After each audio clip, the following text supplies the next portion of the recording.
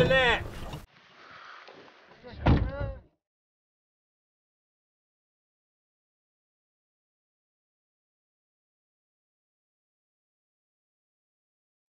Rinpoche di ko yu to satana kana re saja tata na ni ya logor re ni ya logor ta de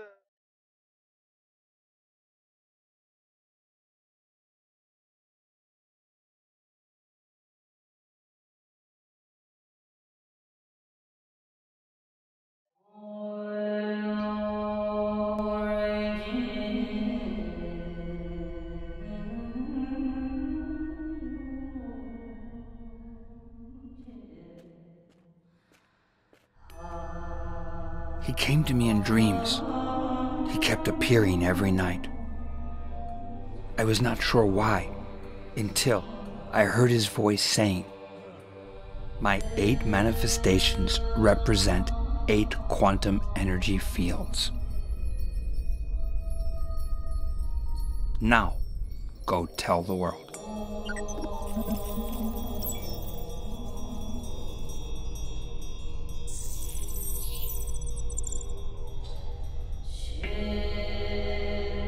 I awoke with a start, determined to find out what these 8 quantum energy fields are and how they relate to the 8 manifestations of the Lotus-Born Master. From 2002 to 2015, I led a series of expeditions across the Qinghai Tibetan Plateau, searching for the mythical, legendary realm of Shangri-La. Now in 2018, we reassembled the Searching for Shangri-La expedition team and began the search for the Lotus-Born Master.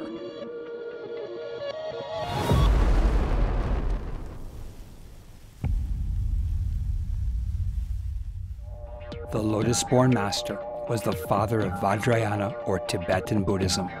In different languages, he is known by different names. In Sanskrit, Guru Padmasambhava. In Tibetan, Guru Rinpoche. In Chinese, Lianhua Sheng Dashi. He lived in the 8th century and traveled across many regions of the Himalayas, where he appeared as different manifestations, leaving a legacy of legends and magic. Images of his 8 manifestations are often depicted in murals, Thangkas, statues, and dances across the Himalayas. Each manifestation represents a different stage in his journey toward enlightenment and spreading Tibetan Buddhism across the Himalayas. Is it possible that behind each manifestation there may be a coded language revealing the laws of quantum physics? The Guru Rinpoche's teaching is science of the mind.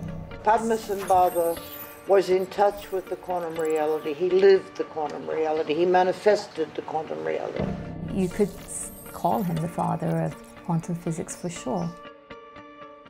Following his handprints, footprints left across the Himalayas, we launched expeditions in 5 countries, crossing extreme climates, covering over 20,000 kilometers within 6 months.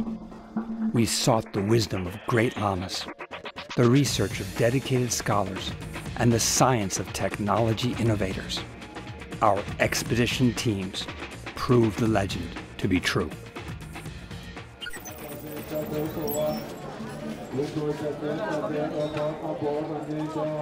In order to retrace the footsteps of the Lotus-Born Master, we began our expedition in Bodhanarth, Kathmandu, where we sought out the expertise of the 11th Chose Kuchen Rinpoche, a specialist on the life and times of the Lotus-Born Master.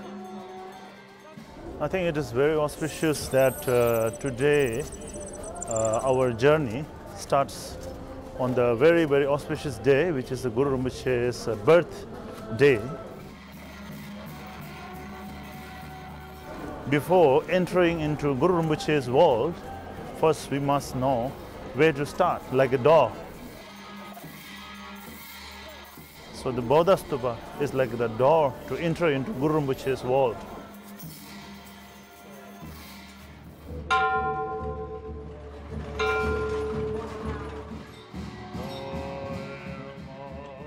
we have to understand the cosmic power of Guru Rinpoche, the cosmic principle of Guru Rinpoche. Through knowing the principle of Guru Rinpoche's cosmic power, cosmic energy, now we can understand the laws of quantum physics.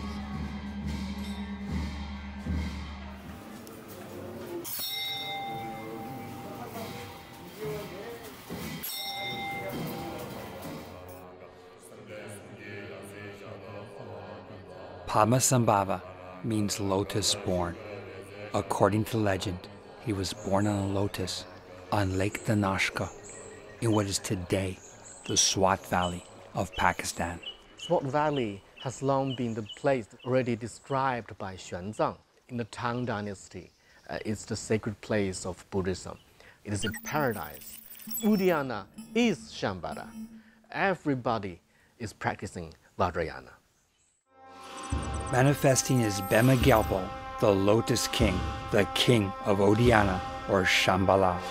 Tang Dynasty records tell how people in Uddiyana recited magic charms or spells, holding the drum for calling Dakini or feminine energy, and the mirror to divine the future. The Lotus King's magnetizing energy is expressed in chanting of mantra.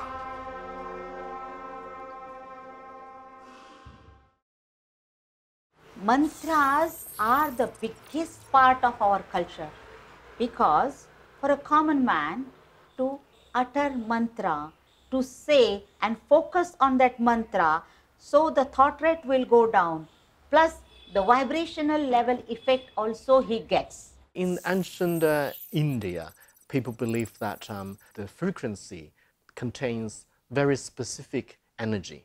When you say the mantra, part of your body or part of your mind is resonating with the frequency. So they create an even bigger energy. One of the fundamental ideas in quantum physics, which is this dual nature of things. The things are waves, some kind of wave field, and particles.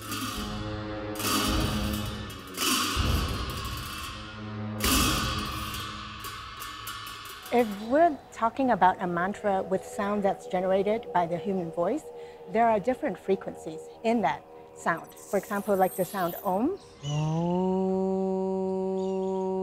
Om,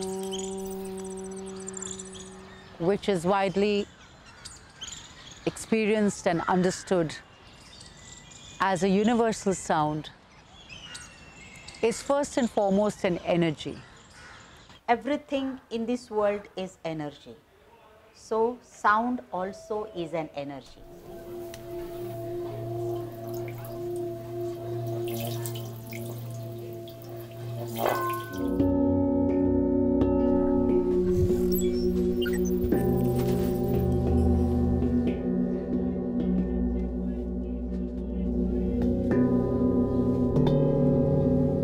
Even as you hear the sound, as I was chanting it, you could possibly feel that the sound began from a lower part of the body and then moved up and then became narrower and then ended kind of a hum which was not really here but in the head.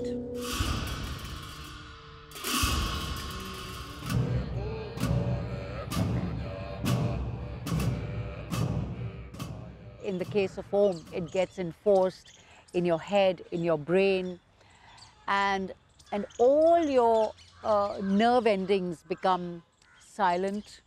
Your whole nervous system becomes still. The energy goes up and it concentrates in the Agnya Chakra and in the Sahasrara Chakra, which is on top of the head. The working of endocrine glands, the enzymes, the secretion of the hormones depend on this. And then when in a negative person, these mantra sound waves affect the brain, it secretes serotonin, which makes him peaceful, which secretes adrenaline, which makes him happy. So automatically, emotion secrete hormones, and hormones create emotions. It is a cycle, and sound and mantra exactly enter at a proper time, at a proper this thing, and change a negative person to a positive, or a bad in a good way, or a demon in a godly person.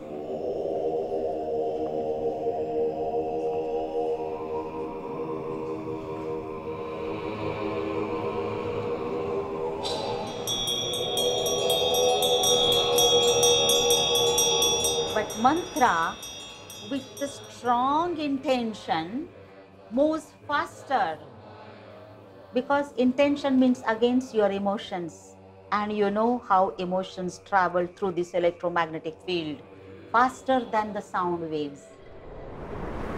As an energy field, mantra contains vibrational frequency. Moreover, within the sound of each mantra is an encrypted code that represents a knowledge repository. The seed syllable means a encrypted or coded message, the shortened, the simplest form of a huge paragraph of a huge sutra. So frequency analysis was developed and perfected around 1200 years ago by Al-Hidi, a famous Arabic mathematician, where he would apply the analysis of the letters and the substitutions to find weaknesses in the ciphers. So what's encrypted in it is basically that intention that comes from your saying that mantra. If you think about encryption, it's basically when you think about text messages, for example. I'm sending you a message from my phone, and you could be anywhere else in the world. And that information is sent from my mobile device, and it's encrypted and sent out via radio waves. Encryption is contained within this vibration. Your phone has to have the key to unlock that encryption.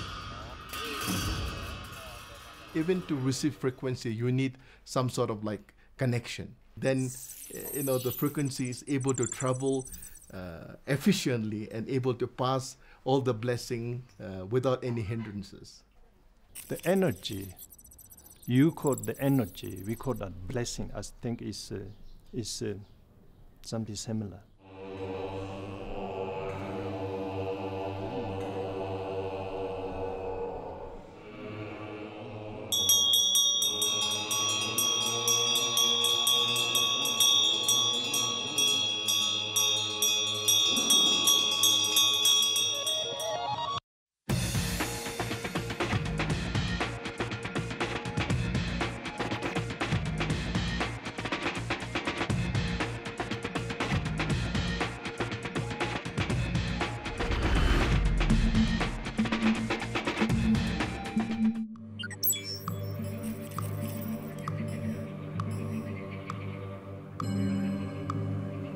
Bodh Gaya, this is the most center place for all the Buddhism, Buddha's followers. For Buddhists all over the world, Bodh Gaya is the most sacred spot because that's where you find the sacred Bodhi tree under which Lord Buddha received his enlightenment. So Bodh Gaya has special significance for the religion of Buddhism, and it is much venerated in India and across the world. So it's a magnet that draws pilgrims from all over Buddhist Asia, as it were, to Bihar. That is where Bodh Gaya is located, Bihar in India.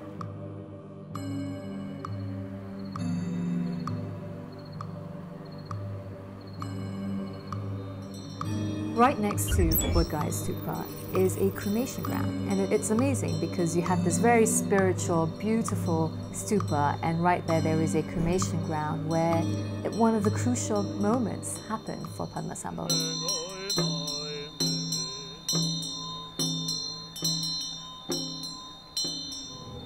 Like the Buddha before him, he decided to leave the palace and become a wandering yogi, traveling to the 8 carnal grounds of India. In the cremation grounds, yogis meditated on the question of impermanence. They were communicating with spiritual energies in various stages of transition. Practicing in the place of the carnal ground is that to communicate with the demonic spirit, subdue the negative energy. So when we talk about Nyima Veser is something that the manifestation of a very wild yogi.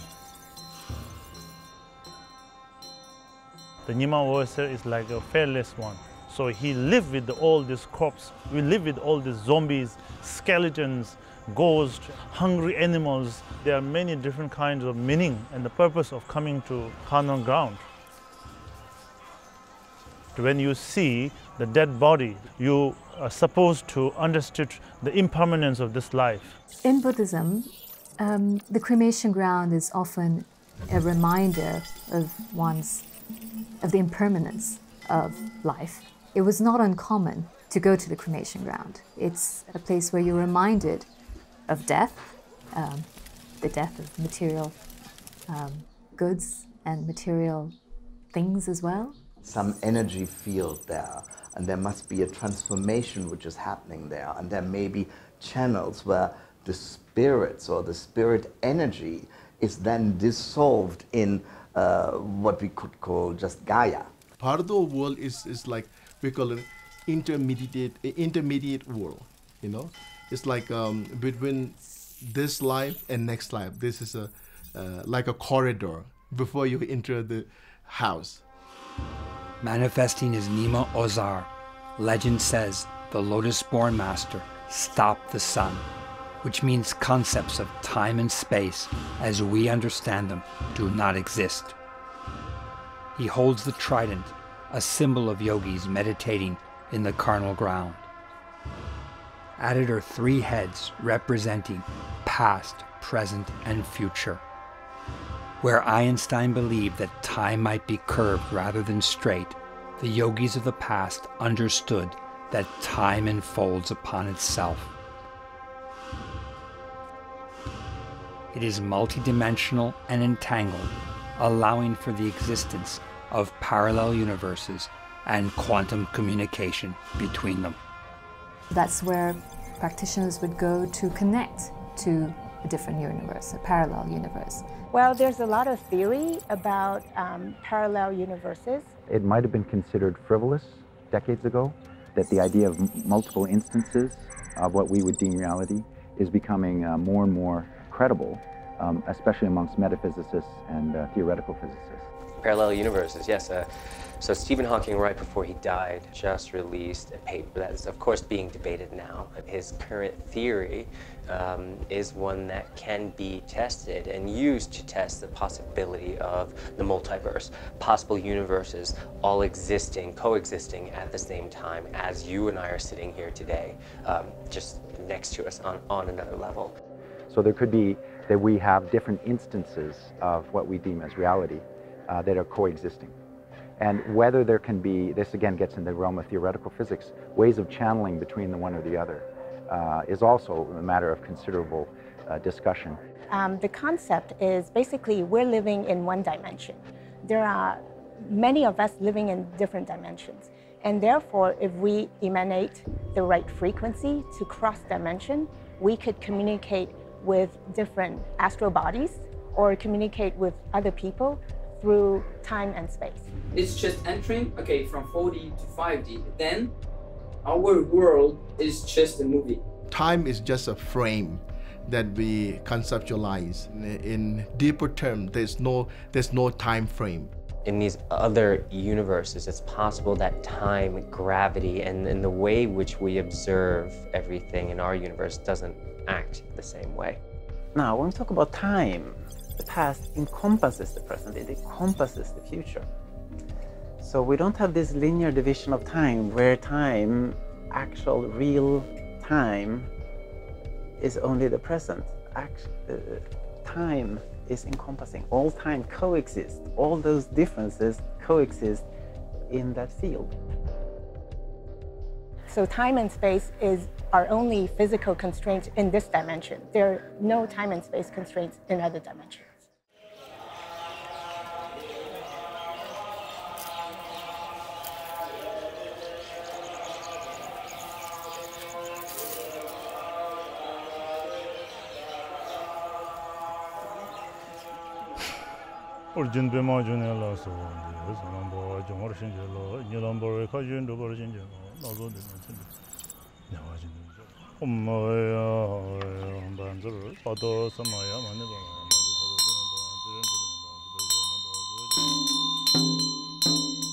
Manifesting as Lodin Chokse, the wisdom holder, the Lotus-Born Master learned from the Dakini the power of non-attachment in converting negative energy to positive.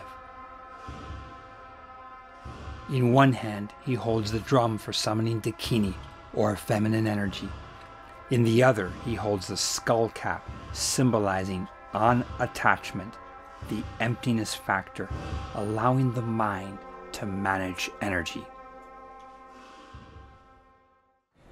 So if we talk about Lodin Chokse, I think first we have to understand about the principle of Nyima Wasir, because Nyima Wasir is the one who are fearless. He don't care about much about all the humans, because he was dealing with the zombies and ghosts. After the subduing the demonic spirit, then he knew that he need to also interact with the human beings. Then the Lodin Chokse came. Lodin is his emanation of Manjushri, very sharp mind, and he can learn tantric, sutra, tantric, everything. And then Lodin Chokse came and he learned in different arts. Then what he learned, the most interesting education while he was as a Lodin Chokse is the communication or the code word of Dakini language.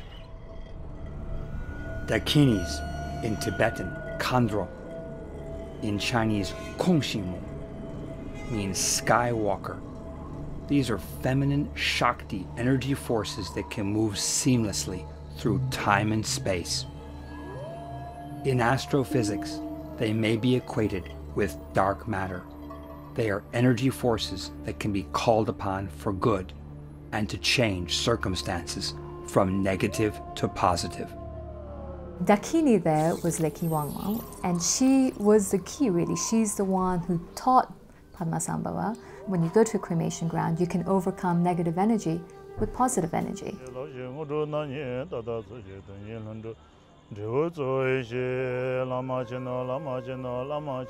Dakini in Tibetan Buddhism particularly representing the emptiness, wisdom. It means when you're concentrating with your consciousness towards something, you're not changing the world, you're selecting the reality in which you want to get in. It's a way how you think, In mind training, jealousy or anger that arises in you, it is just a poison and it has all the negative consequences.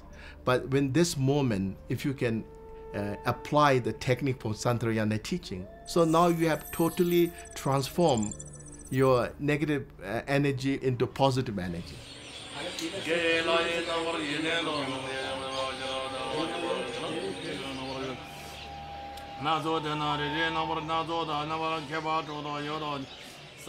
Intention is really our language to talk to energy. When we have a certain intention, basically it's a really focused energy creating coherent resonance with the object that we send the intention to. It's actually pushing the energy towards it and making the whole environment coherent and therefore changing it. As like how you change a tuning fork. So one tuning fork resonating at the same frequency with the second tuning fork with the third tuning fork basically makes all the tuning fork vibrate at the same speed.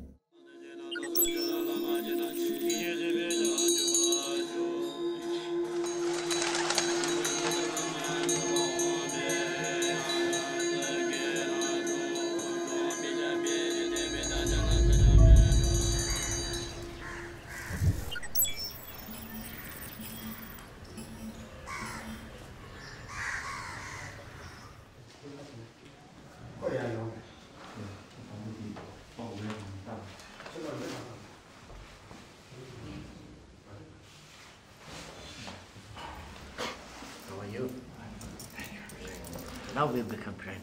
Thank you. Thank you, Blessed. The greed is very powerful. Air is polluted, water is polluted, earth is polluted. And we're talking a lot about science and quantums and physics and this and that and going to moon and maybe going to another planet, making so many different type of powerful emissions. And on one hand, we can say we are very civilized, 21st century civilized. On the other hand, if we're not really aware about the value of inner goodness, like kindness, and the inner development of wisdom and kindness, I think the world will face terrible problems. When you talk about Padmasambhava, then it really is connected in Tibetan Buddhism. How Padmasambhava deal it in Tibet, those local deity or Maras, and if we have full of anger and hatred, we are Mara. And in us, if we have full of kind, helping others, serving others, you are Bodhisattva, living Bodhisattva.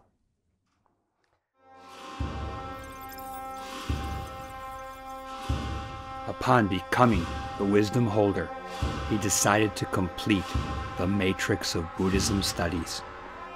Entering Nalanda University, he became a monk, a scholar, and a pandita, manifesting as Padmasambhava. However, not for long.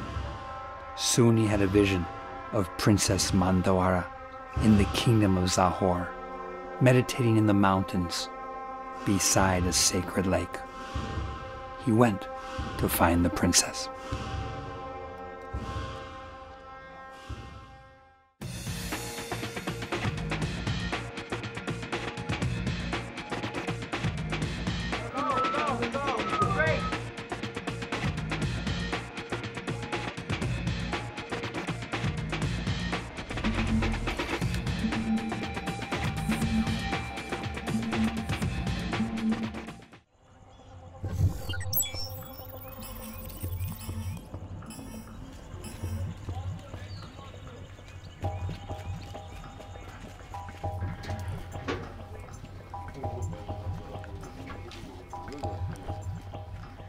This is Guru Rinpoche's body print, backside especially. Mandara cave is inside. This is inside entrance to the main cave. Yeah, Anila, she's the caretaker of the Mandarawa cave. This is the first cave of Mandarawa. This is the main cave here. And meditated and achieved the rainbow body. Mandawara was the princess of the kingdom of Zahor. The king had no son and no heir, so all the other kingdoms around wanted to marry her to take over Zahor. In order to avoid conquest, the princess decided to become a nun. So right now we are at one of the highest place in the Himachal Pradesh. In Tibetan we call it Sopema. This is a place where Mandarawa realized the everything. She was very beautiful. She was a princess. This Zahor kingdom to be very beautiful kingdom. So everybody really like to take that kingdom. The king has only princess, only daughter. So that's the one reason she also chose to become a nun. Many princes came to ask her to marry, but she refused. And then, of course, king must be very sad also. Then she said, okay, then if you want to do Dharma practice, then you have to go up to the cave.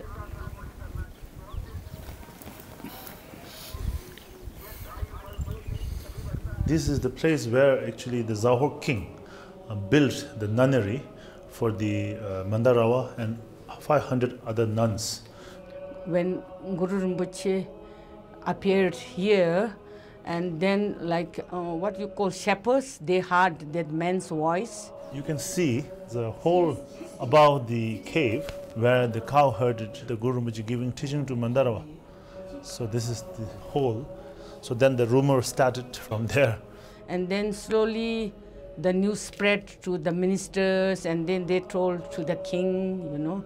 And then king was very, very angry. He sent the ministers and then told them, you go and check. And then they found, of course, Guru Rinpoche there. And then they took Mandarava to Mandi, where you went, and she put in that prison.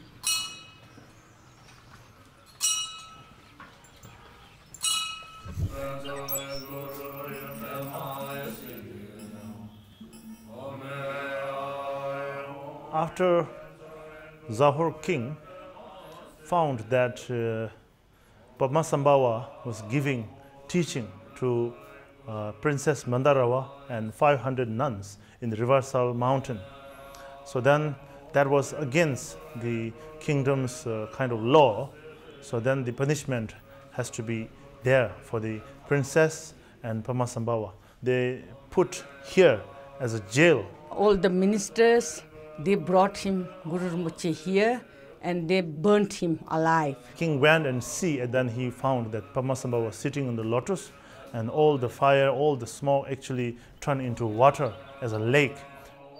Quantum physicists believe he was able to survive the fire by altering material particles through his mind control over a light frequency. In creating mantras, you're basically creating a laser beam.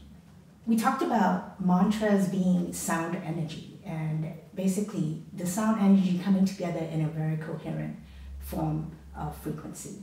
So laser beams are the same thing. You have light energy basically bouncing off each other, creating a giant coherent light beam and shooting out and becoming a laser beam. Heat, or the energy of that intensity that is created by mantra can separate that cluster and make it non-visible. So that is the science of it, and all our rishis knew how to do it.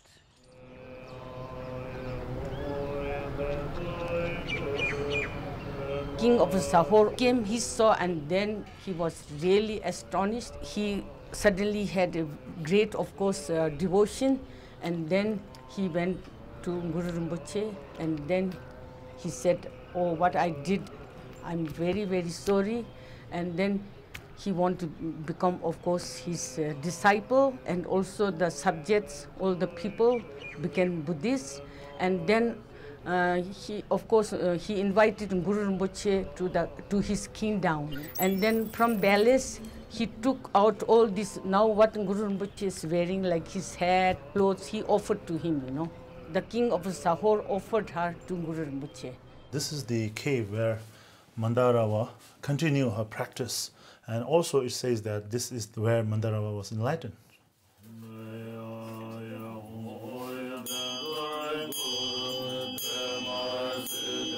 Together with Princess Mandawara, and through the practice of consort yoga, they achieved what is called rainbow body enlightenment. Rainbow body means like, our body is made of 5 skandhas, or 5 aggregates, you know. And when our body is, because this is made of all the poisons, and then through the practice, when these 5 aggregates are gradually purified, and then all this will transform into the body of wisdoms. Rainbow light is basically the full emanation of the light frequency that we could see. Within that rainbow light, we could feel basically our whole body, because it addresses every single frequency in the spectrum. Light carries information as well, right? And that's, if you look at about 99% of the data that's being transferred around the world today is via cables underwater, right? And those cables are sending light beams with encoded information in the light beams. Part of the meditational practice is that you have to envision that light fills you up, and that you have this light coming from inside and surrounding you.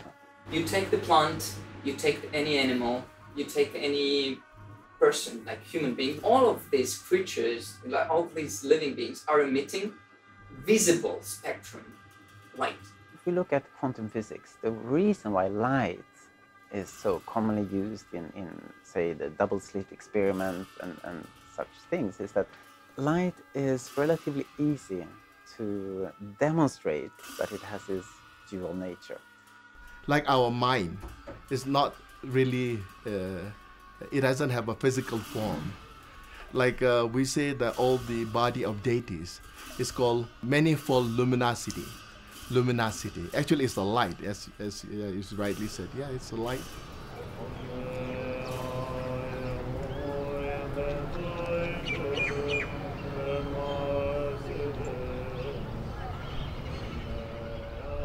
At that moment, he heard the 7-line prayer, first uttered by monks in Bodh Gaya, calling him back to save them from black magic.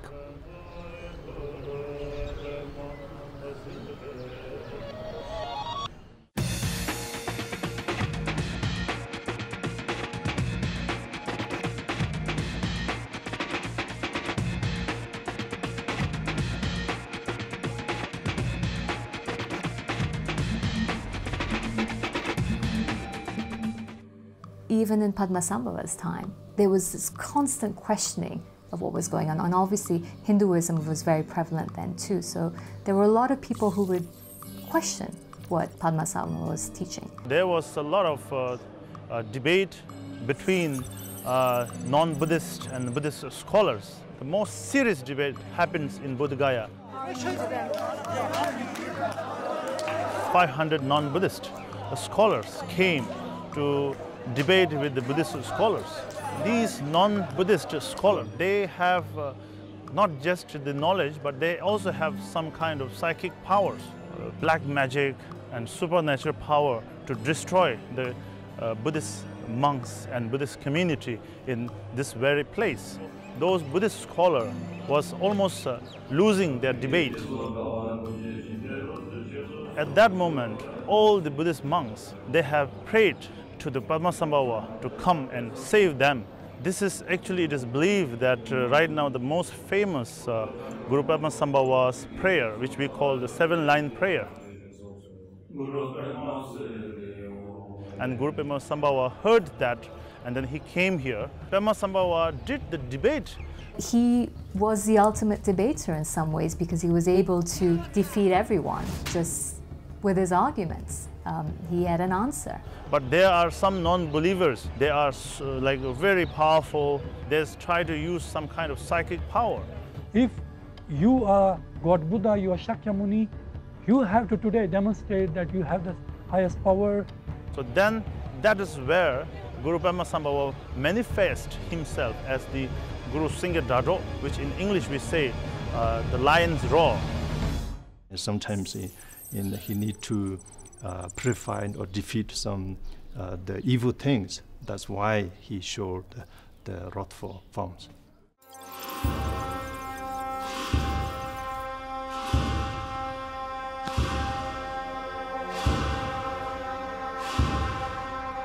If your intent is driven by negative motivations, you will cause a lot of trouble because you have as much black magical power, if you want to call it that, as you do white magical power. But if you really want to deal with something tough, you read a strong, powerful face, or called wrathful face. Guru Rinpoche meditate himself as Lionhead Dagini. There is the advantage of these gurus or master gurus, as Padmasambhava was, that he had this ultimate siddhis, where he could actually demonstrate there are hidden powers in us, and we can convert these powers into a positive aura around us. Lionfish Dakini is one of the very powerful among the deities. Many gurus have practiced, even myself I practice Lionfish Dakini. It has such a positive and strong energy. It's like whatever that, you face all this bad energy, if somebody sends you bad energy, you are able to reflect all the bad energy. It's a kind of reflection. According to the second law of thermodynamics, everything, all information, all difference in the universe must cancel out. There is a gradual disappearance. Is one of these fundamental laws of nature that we have discovered. The way I interpret this function of Buddhist Aikido. Yeah, Aikido. Okay, now I got it. Yeah.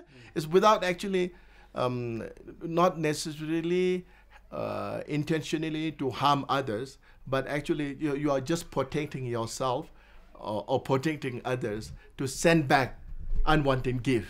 And therefore, he could bring the power of the universal energy into his body and be able to counter it and convert it into universal energy. That materialism is not everything. See, that human mind is meant for something greater, something greater. And Padmasambhava was manifestation of that.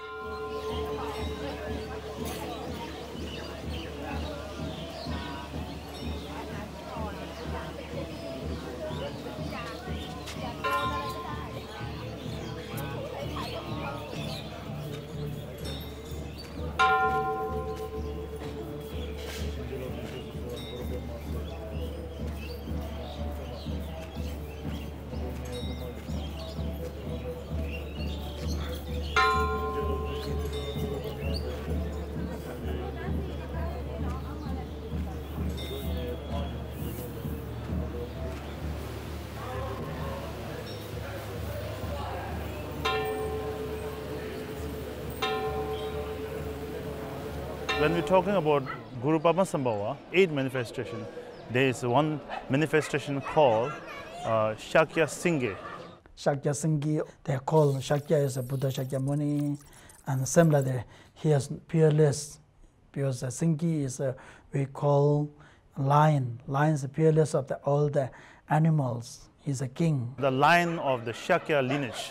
The most important, the second Buddha. As Shakya Senghe, he manifested as the Buddha himself. His hand holds the dorje, or Vajra, the symbol of Vajrayana Buddhism. It is not just about becoming enlightened for oneself, but using that enlightenment for action to help others and transform negative situations into positive.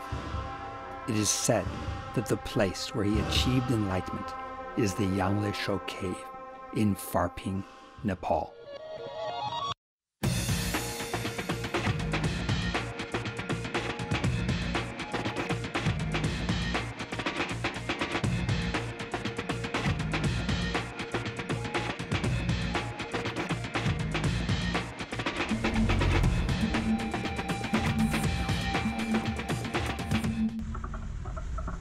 Following the footsteps of the Lotus-Born Master, we went to Patan, an ancient kingdom in the Kathmandu Valley, which was the center of Buddhist tantric practice at the time.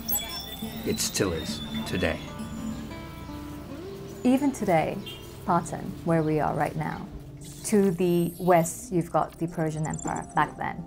North you've got China, south you've got India. This was the center for the Silk Road in many ways. There were merchant kings, there were sultanates at port cities, there were Tibetan Buddhist monasteries that financed caravan trade. People could not really say which came first, which the pilgrimage came first or the trade came first, because it blended in such a way connecting the communities, geographies, languages, religions across the Himalayas. Not just with silk and spices, but there was a lot of exchange of ideas. Wherever we see historically, along with trade, culture travels. There is something happening in this valley, which is a spiritual high castle and connected to points of the world and the universe.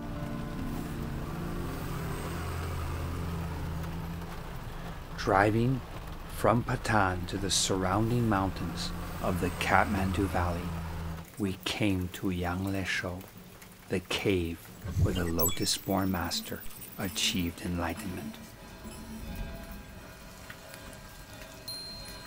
This is one of the oldest Vajrayogini temple. In fact, this is one of the most important Vajrayogini temple. There was a lot of Shakti worship, female energy, female power, Dakinis, goddesses. So why did he go to Parping? Well, Shakti Devi, she was a princess from Patan. When her mother died, the new queen mother effectively kicked her out from Patan. She had nowhere to go, so she ended up going to Parping. Padmasambhava came here, and then Padmasambhava had the vision of Vajrayogini and received the direct initiation from Vajrayogini. There was a time that 3 years there was no raining in Nepal. So people are sick and people are like going through a lot of suffering. And he discovered that the drought came from the spell of the Naga, a powerful Naga.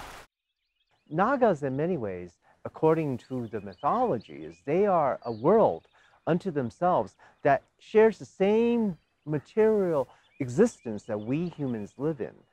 And they are supposed to be serpent-like animals, half humans, half serpents. Guru Padmasambhava discovered that. Then he found the solution. He practiced the Vajrakilaya, which he already realized, which already perfected in the Asura cave, performed the ritual. So the Naga came from all the different directions, the snakes. This entire valley was full of the snake. And then Padmasambhava, through the magic dagger, he subdued the Naga. Padmasambhava invited this one of these Dharma object from Buddha Gaya. There was one Vajrakilaya, magic dagger. This is how it exactly looked like. My father was an expert in making purpas, actually. And I remember him once saying, Purpa Ramaluk, means that has copper, iron, and gold. Externally, when you look at it, it looks like a weapon. But if you go really in detail, it has many things that you can understand through this, representing three faces in different form, has different meaning. But in a modern term, it seems like it's like a antenna or a transmitter. So absolutely, if you're thinking a copper dagger as the means to not just receive but transfer information, the electrons vibrate along that metal, and that's how information can be sent and received. Metal, like color, have their own frequency. A lot of times they complement the frequency of the colors. I mean, every metal has its own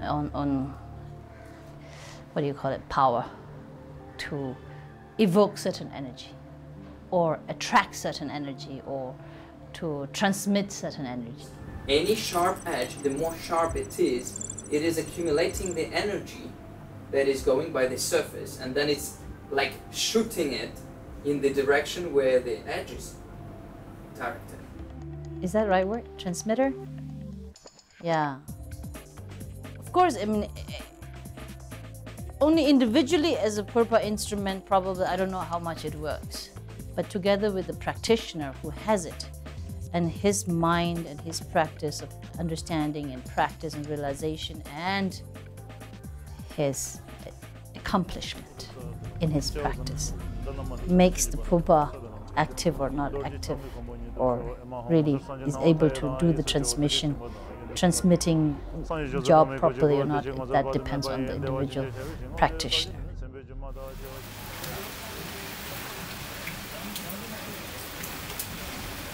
This is the Naga Temple. So after Padmasambhava subduing the Naga, so from there Naga took the oath under Padmasambhava to protect the sentient beings. So then the people around there, they also start to keep the river clean, keep the mountain environment clean, so that the Naga will not be disappointed again. So from there they did some kind of temple here. So from there to until now, actually the Naga were here before we here. When we come to a place and we try to build something, we try to dig out, we try to change the environment. So sometimes they get very disappointed. So then some of the Naga, they are very powerful. They can change whole environment. They can create war. So then this is how, this is maybe now Naga is talking. So I think Padmasambhava knew how to do it, how to communicate with the Naga. He knew the communication between the human and some formless being. And we humans, we think that we control this world, we conquer this world, when in reality, perhaps we are no more than just part of the ornamentation in this world. And there are other creatures in other realms, perhaps in the Naga world, sharing in this world. And so for Padmasambhava, he, in his meditation, he had to perhaps take on these deities, semi-deities. Because human makes Naga angry. Then they get very frustrated, they get very, very angry. So then they create the obstacle, like a drought, famine, maybe earthquake, maybe tsunami, and there's all this natural disaster. The problem with the humans is memory. We always forget. We forget what we did. We forget what we're supposed to do. So we do a lot of mistakes. So Naga never forgets.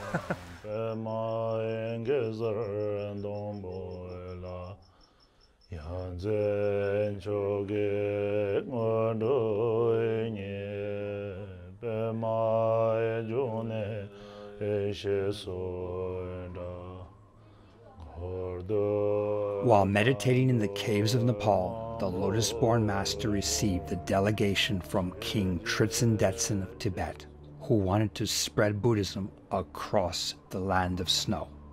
To do so, he invited Shantarakshita, the abbot of Nalanda University in India, to come and build a grand monastery at Samye. By that time, Padmasambhava was quite well known. He created quite a name for himself, so he was invited by the king to Tibet. At that time, Buddhism was already in Tibet, but the Bon culture, or the Bon belief system, was also very prevalent. The Black Bon religion, they have a kind of very strong, very old history, very ancient, very spiritualist, and then very powerful. They can do magic, black magic, white magic, all this sort of magics that they can perform. 自从这盖了一个3夜寺，盖了很长时间，这7年的时间，然后是白天盖上，晚上就又没有了，盖了那么长时间没有盖到了，然后是很多人问那怎么办？问的过后呢，人家说，哦，这个是你们西藏是一个魔王太厉害的，如果是你们西藏这个3夜寺盖起来的话，需要一个佛，他是一个雷汉里面生出来的一个佛，他有办法。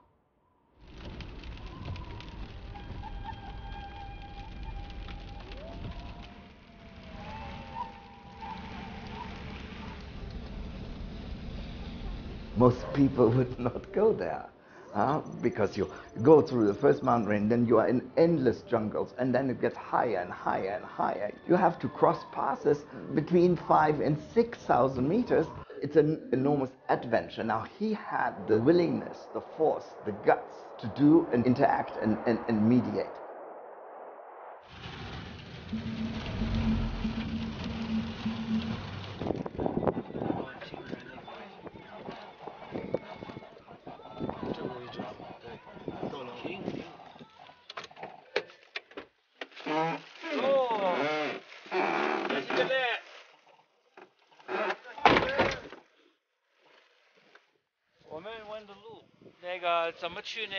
Guru Rinpoche 的路。对，Guru Rinpoche 的各有的是他可能认识。他在从这边过去，那个靠近那个白塔那附近。他们能带我们走吗？后期罗老医生，那是带老医生。可以，没问题，他们带可以去，我们一块去。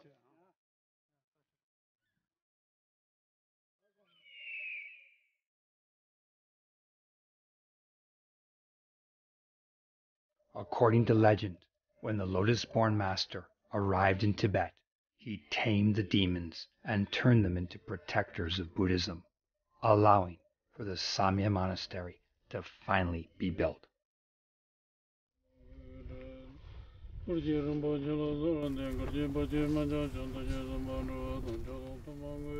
According to historians and scholars, his sheer charisma influenced the Bon court, where he was able to invite local deities to become Buddhist protectors. But he was able to come in and not say, hey, you have to convert and this is Buddhism. He was able to assimilate, absorb what was there, and make it part of this new belief system or Buddhism that he was introducing to the region. Speciality of Guru Rinpoche is he is very good at transforming bad energy into good energy. Because the syncretic nature of Buddhism, and that's why it's so different. The Buddhism you have in India is so different from the one you have in China, because they had this way of just assimilating whatever was already there. Tolerance is the key to all of this.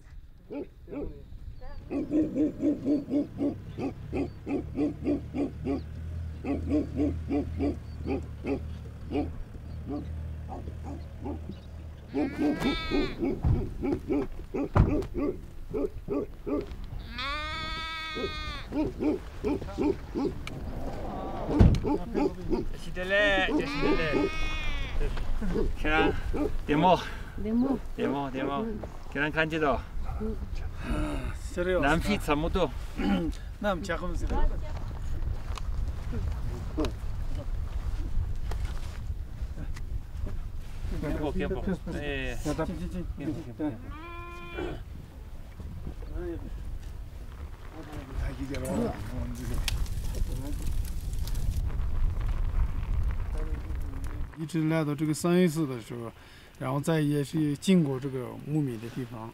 对，然后经过木米的地方的时候，他来到这个桑耶寺的时候，莲花生大师项目的时候，就这个时候去做的话也可以，但是对，但是如果你这个米格法学。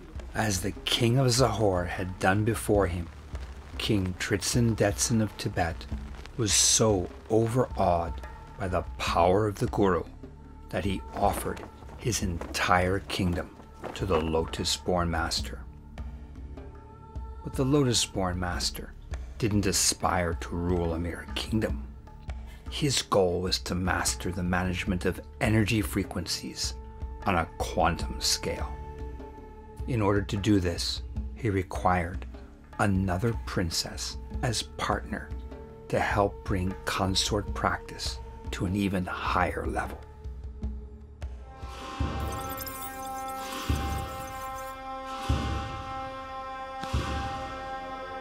Upon arriving in Tibet, the Lotus-Born Master reached the epitome of his career in metaphysics.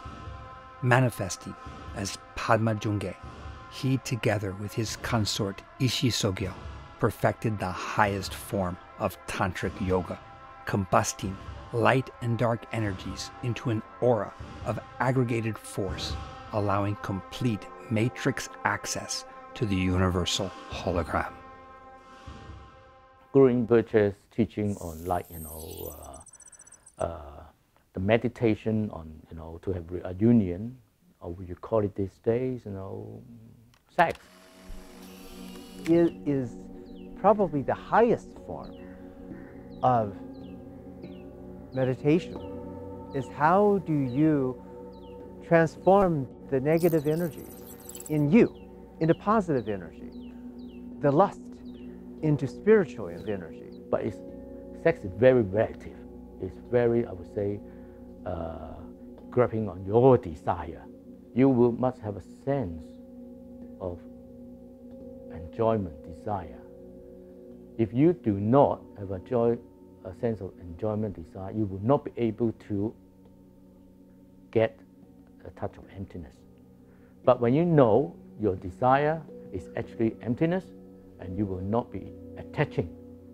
So in Tantrayana, when the student reaches a level where there's there's no desire, when you engage in such conduct, there is no sexual desire.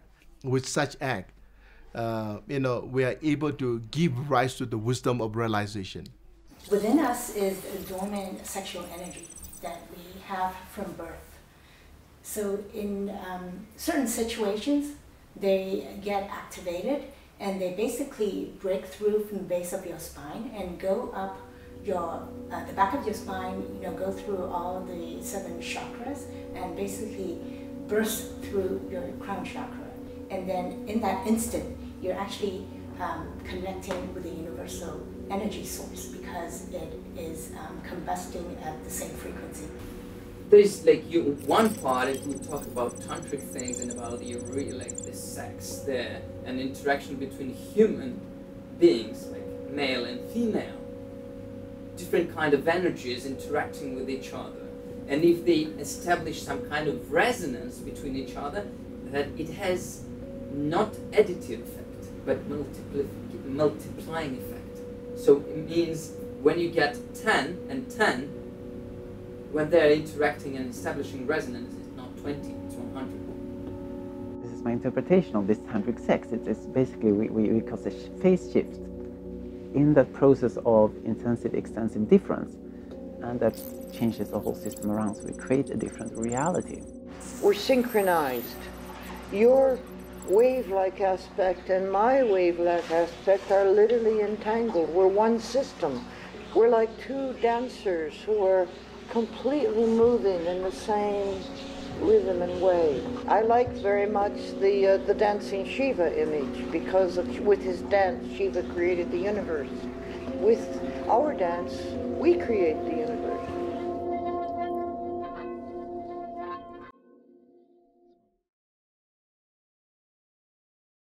With his Tibetan consort, Ishi Sogyo, the Lotus-Born Master began to leave his teachings in caves across the Himalayas and encrypting them into the universal cloud. So then he went to Drikung area, the valley of Tedram. You can find there many caves. Stories can be told in when it comes to Tedram area.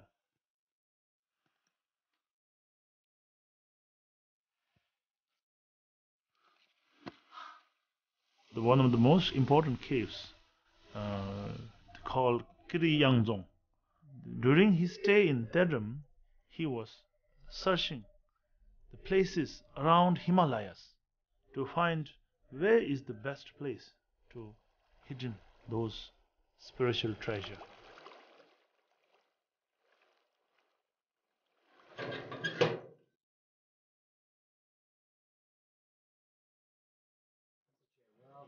This is where Padmasambhava hid the spiritual treasure, Terma.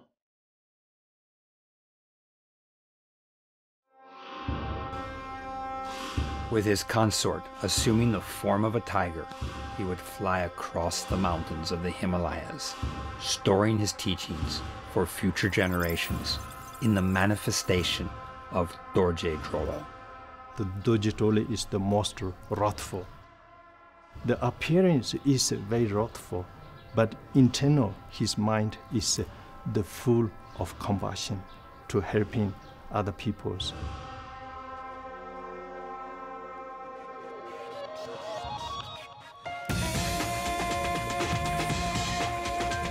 The Lotus-Born Master appeared in caves across the Himalayas, hiding the teachings to be revealed later. The most famous cave was in Bhutan, called Taksan, or Tiger's Nest.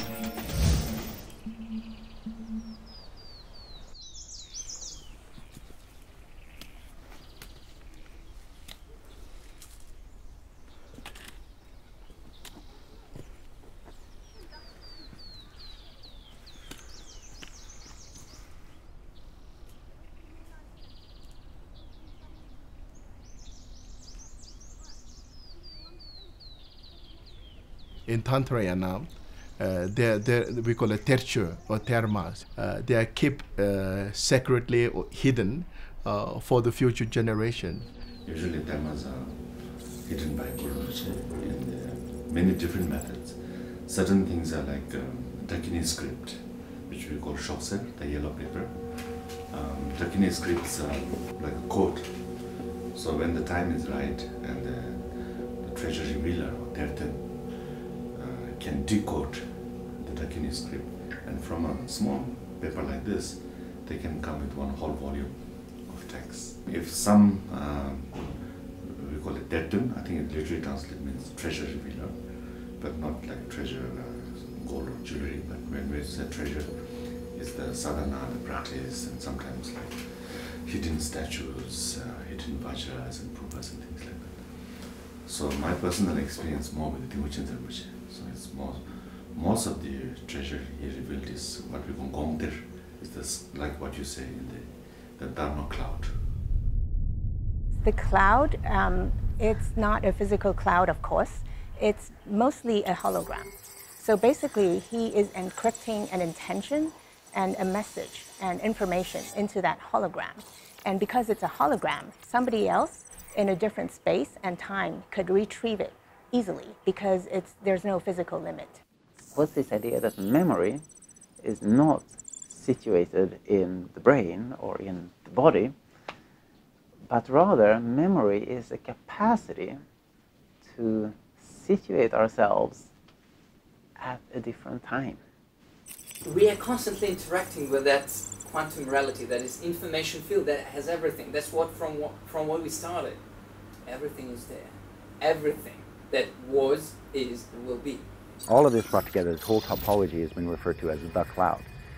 Essentially, it's think of it as massive, distributed network access to and storage of information. In fact, it's a server that sits somewhere, but that one server is sort of the hub of all the information that gets sent through space and downloaded no matter where you are in the world.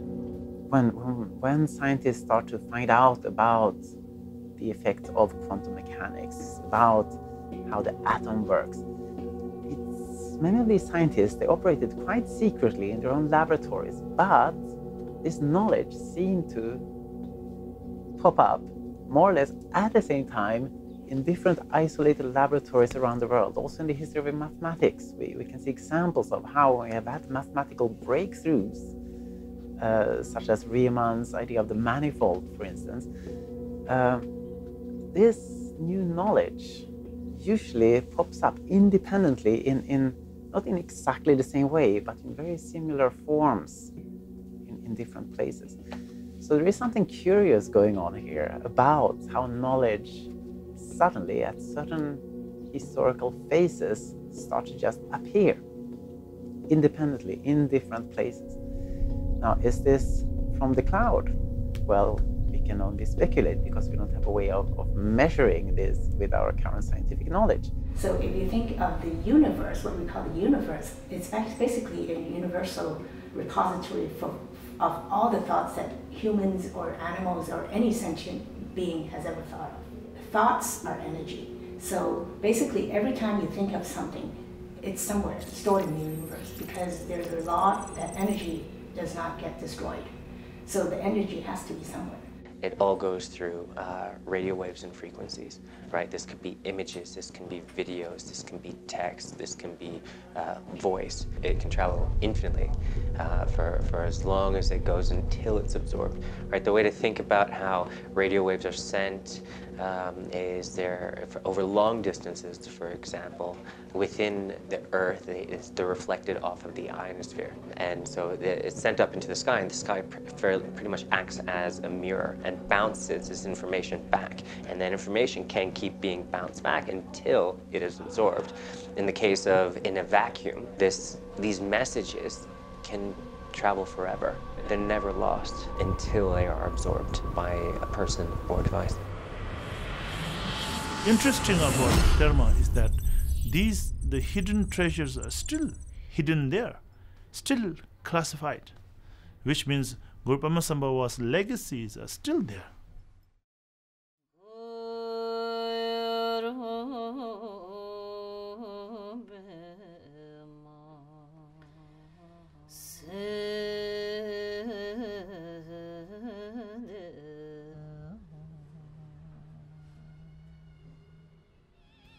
Among the termas or teachings encrypted by the Lotus-Born Master in the universal hologram or cloud, there's a prophecy that our times would be called the degenerate age, when greed, anger, and short-sightedness lead to unnecessary wars and destruction of our environment.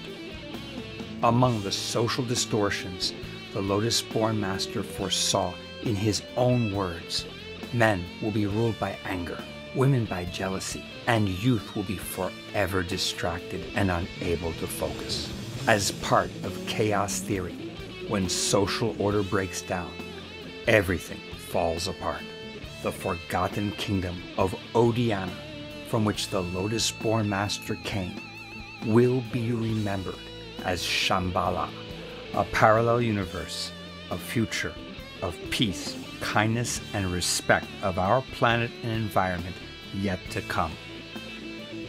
The Lotus-Born Master left us with the following prophecy. I, the Lotus-Born Master, will bear the name Raudra Chakran, the ferocious holder of the Wheel of Time, the future king of Shambhala, who, escorted by my 25 disciples, subjects, and army, will subdue the demons of greed, anger, and ignorance. Guess what? He's coming back.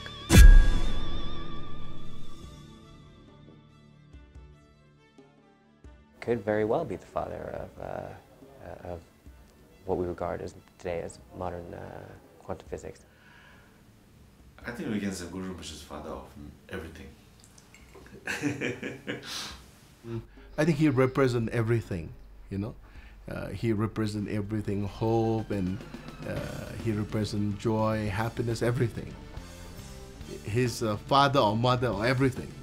Quantum physics is probably one of the peripheral, important events of perception which are happening around us right now. So we have not invented it. Our time might just be ripe enough that we can understand it. That it was understood before, it is very likely that, again, it may be a wave of understanding and not understanding, and comes and goes. So I think now we are at a very positive wave. We have brilliant people on this planet who can see, feel, perceive, speculate about all those things without being persecuted.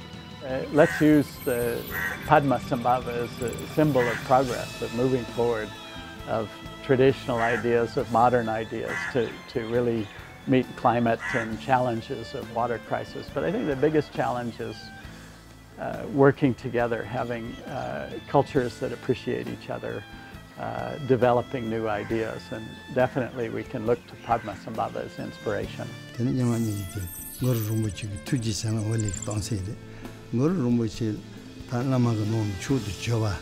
Tene Guru peman ju ne se le. Tene Guru Rinpoche Guru chenji se de Guru Rinpoche ko troba jong jong wona kondo ka ta tene Guru chenji ki tone tene Guru chenji ki tene lo ju de mang ta de choma pe ton pe ya bu de tene senji tangji yi chi ji to se ki tene pe ton pe ya bu de.